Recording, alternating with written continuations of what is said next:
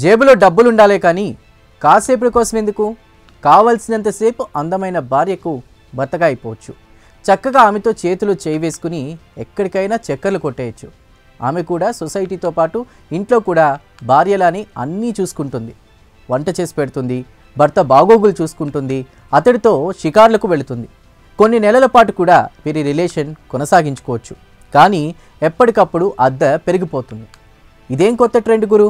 వినడానికి ఆశ్చర్యంగా ఉందనుకుంటున్నారా? అద్దెకు బామలన్నారు, తాతలన్నారు, ఇప్పుడు ఏకంగా భార్యలేంటి అనుకుని ముక్కున వేలు వేసుకుంటున్నారా? ప్రపంచంలోనే అత్యంత ప్రసిద్ధి చెందిన పర్యాటక ప్రాంతమైనటువంటి థాయిలాండ్లో అడుగుపెట్టిన ఈ కొత్త ట్రెండ్ ఇప్పుడు సోషల్ మీడియాను షేక్ చేస్తుంది.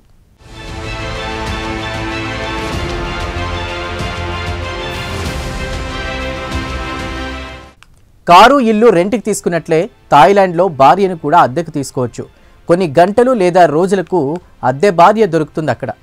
ఏ వయసు మగవారైనా తగిన మొత్తంలో డబ్బు చెల్లించి ఒక మహిళను కొన్ని రోజుల పాటు తన భార్యగా కొనసాగించవచ్చు. ఆమె తన తాత్కాలిక భర్తకు అసలైన భార్యలానే అన్ని సేవలు చేస్తుంది, అతనితో సంతోషంగా జీవిస్తుంది.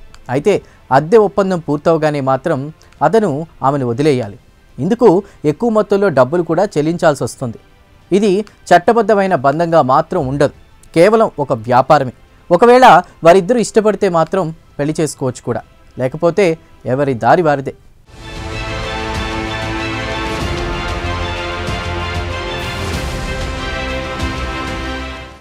ఇక ఈ భార్యలకు రెంట్ ఫిక్స్ చేసేది మాత్రం వారి వయస్సు, అందం, చదువు. దీంతో పాటు ఆమెను ఎన్ని రోజుల పాటు అద్దె భార్యగా పెట్టుకోవాలి అనుకుంటున్నారో దాన్ని బట్టి కూడా అద్దెను నిర్ణయిస్తారు.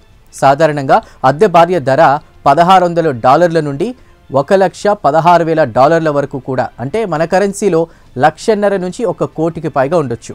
అయితే ప్రస్తుతం ఇది థాయిలాండ్లో ఒక పెద్ద బిజినెస్గా మారిపోయింది.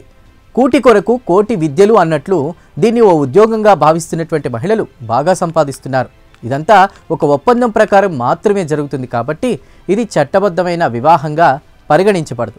ఆడవాళ్లు ఆర్థికంగా బలోపేతం అవుతున్నప్పటికీ ఇది నైతికమైన పని కాకపోవడంతో సమాజంలో వివాదాస్పదం అవుతుంది. ఇక వేగంగా పెరుగుతున్న ఈ సంప్రదాయం గురించి థాయిలాండ్ ప్రభుత్వం కూడా ఆందోళన చెందుతోంది. ఈ ఉద్యోగాల్లో మహిళలకు భద్రత ఉండకపోవడంతో అద్దె భార్యల పనుల్లో కఠినమైనటువంటి చట్టాలను తీసుకురావాలని భావిస్తోంది.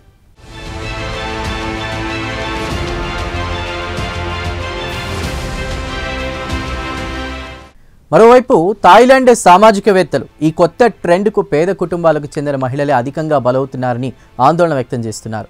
వీరిలో చాలామంది హోటళ్లు, బార్లలో పనిచేస్తూ అక్కడ విదేశీ పర్యాటకులను కలుస్తున్నారని, వారికి అద్దె భార్యలుగా ఉండేందుకు డబ్బులు తీసుకుంటారని, ఆ సమయంలో గర్భం దాల్చిన మహిళల సంఖ్య కూడా అధికంగా ఉందని థాయిలాండ్లో పెరుగుతున్న ఈ అద్దె భార్యల ట్రెండ్ గురించి లావట్ ఇమాన్యుయల్ అనేటువంటి వ్యక్తి ఒక పుస్తకంలో పేర్కొన్నారు. ఇప్పటికే థాయిలాండ్లో సరోగసీ భార్యనే వింత కాన్సెప్ట్ కూడా నడుస్తోంది. ఇది కూడా ఒక రకమైన తాత్కాలిక వివాహం లాంటి సంబంధమే. ఇక జపాన్, కొరియా వంటి దేశాల్లో ఇప్పటికే ఈ ట్రెండ్ ఉంది.